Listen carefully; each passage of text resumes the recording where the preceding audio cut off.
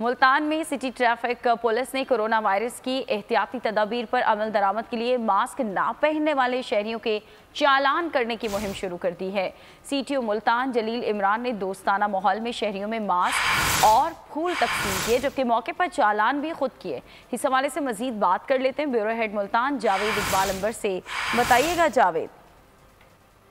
जी बिल्कुल, मुल्तान में corona virus के बढ़ते हुए फैलाव को रोकने के लिए सिटी ट्रैफिक पुलिस ने भी अपना हिस्सा जो है वो मिलाना शुरू कर दिया है और सिटी ट्रैफिक पुलिस की जानिब से शहरियों के चालान शुरू कर दिए। जो मास्क नहीं पहने उनका चालान करना की मुहिम जो है वो स्टार्ट की गई है, जबकि सिटी ट्रैफिक पुलिस ऑफिसर जलील इमरान साहब मौजूद हैं, उनसे बात करते हैं। जी बताइएगा जलील साहब, क्या कहना चाहेंगे? बिस्मिल्लाहिर्रहमानिर्रहीम। जैसे कि आपने खुद ही वजाहत भी कर दिया, आपका बहुत शुक्रिया।